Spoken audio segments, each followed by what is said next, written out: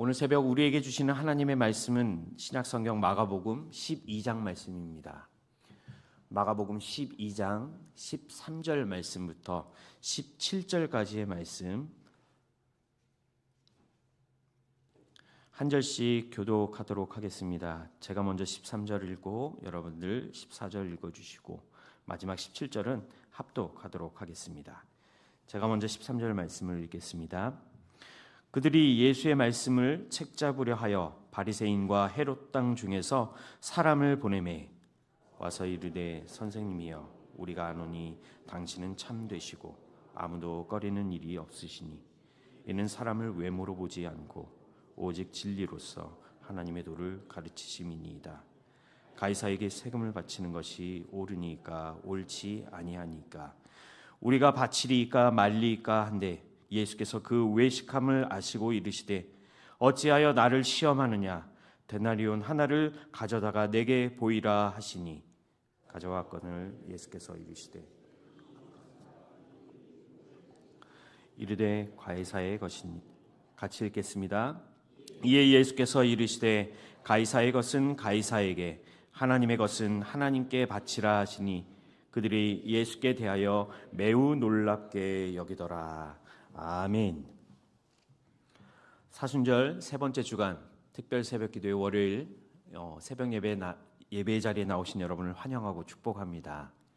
오늘은 하나님의 나라 그리고 세상 나라라는 제 말씀으로 함께 은혜를 나누고자 합니다. 우리는 지금 사순절을 보내고 있습니다. 사순절을 통해서 예수 그리스도의 고난을 깊이 묵상하시며 또 십자가의 은혜에 감사하시는, 그리고 십자가 앞에서 저와 여러분의 삶이 더욱더 거룩하고 경건하기를 노력하시는 저와 여러분이 되기를 소망합니다. 오늘 본문은 예수님께서 하나님 나라 그리고 하나님 나라의 백성들이 세상 나라를 어떻게 살아가야 할 것인가에 대한 말씀을 주시는 본문입니다.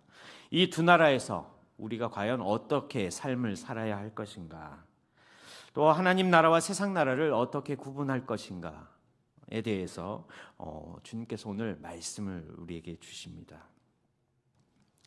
먼저 오늘 본문 13절과 14절 말씀을 보시면 바리새인들과 헤롯 왕이 예수님을 찾아 나옵니다. 그런데 그들의 예수를 찾으러 나온 이유가 뭐라고 말씀하고 있지요? 예수의 말씀을 책잡기 위해서 예수님께 나왔다 말씀하고 있습니다. 먼저 바리새인들은 어떤 사람들이었나요? 율법에 충실했던 사람들입니다. 예로부터 전해지는 전통을 고수하는, 일단 소위 종교적 보수주의자라고 말할 수 있을 것 같습니다. 그래서 유대인들이 예전부터 지켜왔던 전통과 의식들을, 규칙들을, 규범들을 철저히 지켰던 사람들이 바로 바리새인들이었습니다. 그래서 안식일을 철저히 지켰고 모든 규정에 관한, 음식에 관한 규정까지도 전통에 내려오는 규칙들을 그대로 따라왔던 사람들이 바리새인들이었습니다. 이들에게는 율법을 지키는 것이 하나님과의 관계를 지속하고 계속할 수 있다라는 생각이 이들에게 있었기에 율법에 충실했던 것이고 전통에 충실했던 것입니다. 오늘 바리새인들과 달리 또 헤롯 왕이라는 사람들이 등장합니다. 헤롯 왕원들은 헤롯 왕조와 로마의 법을 지지하는 유대인들 그룹이었습니다. 정치적으로, 사회적으로 로마 제국과 협력을 중요하게 여겼던 이유는 이스라엘이 정치적으로 독립하는 것보다는 차라리 강대국인 로마 제국과 협력해서 사회적으로 그리고 경제적으로 안정을 누리는 것이 더 좋다라고 주장하는 사람들이 바로 헤롯 당원들이었습니다. 그래서 바리새인들과 헤롯 당원은 서로 다른 대립의 관계에 있었던 사람입니다. 다시 말씀드리자면 바리새인들은 로마 제국을 반대하는 사람들이었습니다. 이스라엘은 독립해야 한다라고 주장했던 사람들이 바리새인들이었죠. 왜냐하면 구약의 예언의 말씀대로 하나님의 나라를 세워갈 그런 민족이 우리 이스라엘이기 때문에 로마로부터 독립해야 한다라고 주장했던 사람들입니다. 반대로 헤롯 땅은 로마의 권력, 로마의 강대국의 그 강점을 얻어서 사회적으로 정치적으로 평안할 수 있다면 로마 제국의 지배를 받는 것이 당연하다라고 주장했기 때문에 이 둘의 대립은 서로 항상 늘 있었다라는 것입니다. 그런데 이상하게도 서로 반대의 길을 가던 이 두 그룹이 동일한 입장을 취하는 경우가 있었습니다. 그게 바로 어떤 경우였습니까? 예수 그리스도를 어떻게 하면 몰아낼 수 있을까? 예수 그리스도를 어떻게 하면 죽일 수 있을까? 이 입장에 대해서는 서로 동일한 입장을 취하였다라고 말할 수 있습니다. 왜냐하면 예수님께서 말씀을 통해 가르치셨던 가르침이 바리새인들에게는 율법의 진정한 의미를 가르쳐 주시면서 외식하는 자다, 너희들은 하나님 앞에서 진정한 마음으로 하나님을 예배하고 경배하는 자가 아니라 사람들에게 보이기 위한 그런 가식적인 행동을 하고 있다라고 책망하셨던 예수님. 그리고 헤롯 왕을 향해서는 정치적으로 세속적인 권력에 너희가 집중하고 있지 않느냐, 하나님의 뜻과는 정반대되는 행동을 너희가 지금 하고 있다라고 책망하는, 이 책망을 통해서 헤롯 왕과 바리새인들의 존립 자체가 위험에 처해 있었기 때문입니다. 백성들은 바리새인들을 어떻게 생각하겠죠? 아, 정말 하나님 앞에 의롭고 바른 사람들이구나라고 생각했었으나 예수님의 가르침, 예수님의 말씀을 따라서 볼 때 그들의 가식적이고 하나님 앞에 의롭지 않은 행동을 보게 되었다는 것입니다. 그리고 헤롯 왕, 그들이 주장하는 주장이 맞는 것이다라고 생각했지만 예수님의 말씀을 통해서 그렇구나, 세속적인 정치와 권력에 의존하는 것이 아니라 하나님을 따라가는 것이 하나님의 백성의 삶이 되어야 하는구나 라는 사실을 이스라엘 백성들이 깨닫게 되었던 것입니다. 그러니 바리새인과 헤롯 당원들은 어떻게 할까요? 이런 진리를 가르치는 예수님을 어떻게 하면 없앨 것인가, 어떻게 하면 예수를 죽일 것인가에 한 마음이 될 수밖에 없었다라는 것입니다. 그래서 이 두 그룹이 오늘 예수님께 나와서 예수님의 말씀을 책잡기 위해서, 무엇이 잘못되었는지 예수님을 곤란에 빠뜨리기 위해서 예수님을 향해 질문을 하지요. 가이사에게 세금을 바치는 것이 옳습니까? 아니면 옳지 않습니까? 그런데 시대적 배경을 살펴보면 이스라엘은 로마 제국의 지배를 받고 있었던 시기였습니다. 당연히 로마에 내어야 될 세금은 이스라엘 백성들에게 큰 부담으로 다가올 수밖에 없었습니다. 그래서 이 시점에서, 지금 이 상황에서 세금의 문제를 논의한다는 것은 정치적으로 그리고 종교적으로 아주 민감한 문제일 수밖에 없었던 것이지요. 한번 생각해 보십시오. 이 질문에 대해서 예수님께서 그래, 로마에 세금을 바치는 것이 옳다라고 말씀하셨다면, 아니 예수님께서 전부터 말씀해 오신 그 말씀에 어긋나는 행동 아닙니까? 어떻게 세상의 법을 따라갑니까? 하나님의 법을 따라야 되지 않습니까? 유대인들은, 백성들은 당연히 예수를 비난할 것입니다. 반대로 예수님께서 로마의 세금을 바치지 말아라 라고 말씀하셨다면 로마 제국과 충돌하는 상황이 벌어질 수밖에 없는 것이죠. 예수님은 난감한 상황에 빠질 수밖에 없으셨던 것입니다. 그런데 예수님께서는 그들의 생각을 아셨죠. 그들의 의도를 파악하셨다는 것입니다. 그래서 오늘 보면 15절 16절에서 이렇게 그들의 질문에 반응하시지요. 가이사의 것은 누구에게요? 가이사에게. 하나님의 것은 하나님에게 바쳐라. 오늘 예수님께서 대답하신 이 말씀은 단순히 세금에 관한 문제를 넘어서 이 땅에서 세상의 나라, 그리고 하나님 나라를 하나님의 백성들이 어떻게 살아가야 하는지를 보여주시는 말씀이라 할 수 있습니다. 먼저 가이사의 것은 가이사에게라는 말씀은 하나님의 백성들은 세상 법과 질서도 존중해야 한다라는 사실을 알려주십니다. 당시 로마 황제 가이사에게 세금을 내는 것이 세상의 정치적이고 경제적인 법칙이었다라고 한다면 하나님의 백성들도 그 법칙을 따라가야 한다라는 것을 말씀해 주시는 것입니다. 다시 말해서, 쉽게 말하자면 예수님께서는 성도들도 당연히 세상의 법을 따라야 한다라는 것, 책임과 의무를 가지고 있다라는 것을 알려주시는 것입니다. 물론 만약에 세상의 법이 하나님의 법과 충돌하게 된다면 그 사이에서 우리는 무엇을 따라가길 결정해야 될까요? 하나님의 법이 우선이 되어야 한다는 것입니다. 사도 바울은 세상의 권세와 권위에 대해서 로마서 13장 1절에 이렇게 말씀합니다. 제가 읽어드리겠습니다. 각 사람은 위에 있는 권세들에게 복종하라. 권세는 하나님으로부터 나지 않음이 없나니 모든 권세는 다 하나님께서 정하신 바라. 세상의 모든 권세를 누가 주셨다고요? 하나님께서 주셨다고 바울은 고백하고 있습니다. 정부와 법적인 권세와 권위가 바로 하나님으로부터 주어진 것이기 때문에 성도들은, 하나님의 백성들은 이를 인식하고 지배와 권세들에게 복종해야 한다라고 말해 주는 것입니다. 그러나 앞에서 말씀드린 것처럼 하나님의 법과 세상의 법이 충돌한다면 하나님의 백성들은 하나님의 법을 먼저 따라야 한다는 것입니다. 가이사의 것은 가이사에게라고 말씀하신 의미를 살펴보았다면 하나님의 것은 하나님께 바쳐라라는 말씀의 의미는 무엇일까요?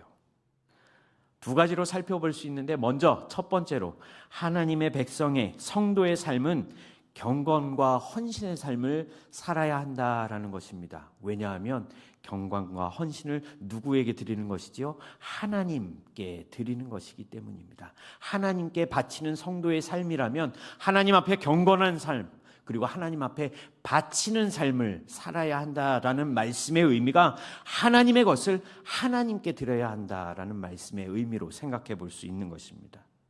우리 하나님은 어떤 하나님이시지요? 천지 만물을 창조하신 하나님이십니다. 운행하시는 하나님이십니다. 하늘에 나는 새도, 꽃들에 피는 또 지는 꽃과 들풀도 먹이시고 입히시는 하나님, 이 하나님께서 모든 것을 만드셨고 창조하셨고 또 하나님의 뜻대로 계획대로 운행하시는 전능하신 하나님이시기에 하나님이 창조하신 모든 창조물들, 피조물들은 하나님의 권능 앞에 하나님께 속해 있기 때문에 하나님께서 주신 것들을 하나님께 드려야 한다, 바쳐야 한다라는 말씀이 하나님의 것을 하나님께 드려야 된다라는 말씀의 의미로 보는 것입니다. 하나님께 바친다는 것은 단순히 물질적인 것만 의미하는 것이 아닙니다. 우리의 시간, 우리의 능력, 하나님께서 우리에게 주신 재능과 열정까지도 하나님 앞에 드리는 인생, 그 인생이 바로 하나님 자녀의 삶이며 인생이 되어야 한다는 것을 말씀해 주시는 것입니다. 이것이 바로 하나님께 드리는 경건의 삶이고 또 온전한 헌신의 삶임을 기억하시기 바랍니다. 오늘 하루를 통해서 하나님께서 주시는 시간을 소중하게 하나님께 드릴 수 있는 저와 여러분이 되기를 소망합니다. 또한 하나님께서 주시는 마음에 집중하시고 또 그 마음 그대로 하나님의 뜻을, 하나님의 계획을 따라 순종하시는 저와 여러분이 되기를 소망합니다. 하나님의 것은 하나님께 바쳐야 한다라는 두 번째 의미는 우리의 육신은 비록 이 세상에 속해 있지만 궁극적으로 하나님께 속한 삶을 살아야 하는 것이 성도의 삶이라는 것을 말씀해 주십니다. 그래서 오늘 본문에서도 주님은 하나님의 것은 하나님께 바쳐라. 세상 가운데 어떠한 일을, 어떠한 역할을 하고 있든지 간에 궁극적으로 우리 성도의 삶은 하나님께 속해 있어야 한다, 하나님 안에 있어야 한다라고 말씀해 주시는 것입니다. 그래서 앞에서 말씀드린 것처럼 세상의 권위와 법을 따르되 우리의 삶이 하나님의 명령과 하나님의 뜻을 따라가는 삶이 우선이 되어야 함을, 이것이 바로 하나님의 자녀의 삶이고 성도의 삶이라는 것을 오늘 본문을 통해 우리에게 알려주시는 것입니다. 우리의 삶이 하나님께 속해 있는 동시에 또 우리는 세상을 살아갑니다. 하지만 무엇이 우선이 되느냐? 그 결정의 기준은 하나님의 자녀라면 하나님이 되어야 한다, 하나님께서 세우신 법이 되어야 한다라는 말씀입니다. 그래서 사도 바울은 고린도 교회의 성도들을 향해 고린도전서 6장 19절과 20절 말씀에서 이렇게 이야기합니다. 너희 몸은 너희가 하나님께로부터 받은 바 너희 가운데 계신 성령의 전인 줄을 알지 못하느냐. 너희는 너희 자신의 것이 아니라 값으로 산 것이 되었으니 그런즉 너희 몸으로 하나님께 영광을 돌리라. 우리가 하나님께 드려야 하는 것이 무엇입니까? 우리의 몸을 통해, 우리의 전 존재를 통해 하나님께 영광을 돌리는 삶. 이것이 바로 우리 삶의 목표이며 이유가 되어야 하는 것입니다. 우리 가족들을 도와줄 때 이 모든 것이 하나님의 영광을 위한 것이고, 내가 사랑하는 사람들을 위해 기도하는 것, 그 사람들이 잘 되는 것 좋지요. 하지만 이 일을 통해서 하나님께 영광을 돌리는 것, 어떤 낙심에 빠진 이웃을 도와주는 것도 마찬가지입니다. 내가 잘나서가 아니라 하나님께서 이 모든 것을 이끌어 나갈 수 있도록 도와줄 수 있는 마음을 주신 것도 하나님의 은혜이며, 또 이 모든 것을 통해서 하나님께 영광을 돌리게 하기 위한 하나님의 뜻이라는 것을 꼭 기억하시기 바랍니다. 우리의 삶이 하나님께 영광을 돌리기 위한 삶이라. 그래서 로마서 14장 8절은 이렇게 말씀하지요. 우리가 살아도 주를 위하여 살고 죽어도 주를 위하여 죽나니 그러므로 사나 죽으나 우리가 누구의 것이라고요? 주의 것이다. 우리가 하나님의 영광을 위해 살아가는 것은 우리 자신이 내 것이 아니기 때문입니다. 하나님의 것이기에 하나님께 영광을 돌리며 살아가는 것, 이것이 바로 성도의 삶이라는 것을 오늘 말씀을 통해 우리에게 알려주시는 것입니다. 이제 말씀을 정리합니다. 사순절은 예수 그리스도의 고난을 기억하고 또 예수님께서 우리를 위해 무엇을 행하셨는지 묵상하는 절기입니다.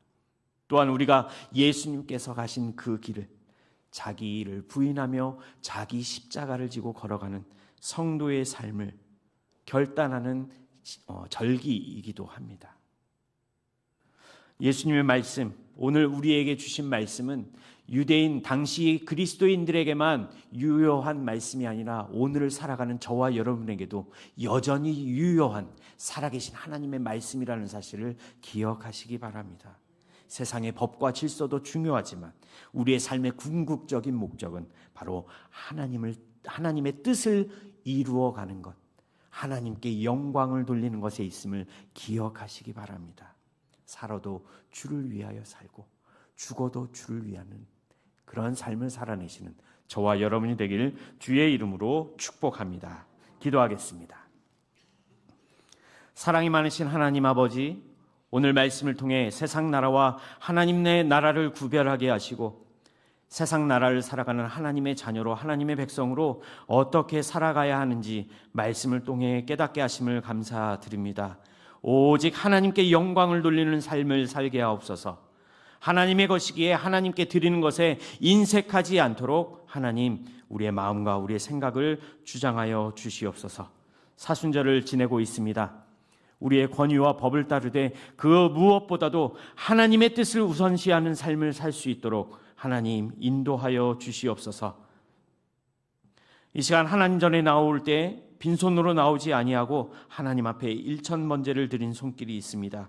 985번, 986번째에 드린 예물 하나님 받아주시고 이 예물과 함께 드린 마음의 소원, 기도의 제목 하나님께서 아시오니 또 하나님 귀한 하나님의 뜻대로 은혜 가운데 응답하여 주시는 축복을 허락하여 주시옵소서. 오늘 하루도 온전히 하나님께 영광을 돌리는 삶을 살게 하실 하나님을 기대하며 감사를 드리며 우리 구주 예수 그리스도의 이름으로 기도드립니다.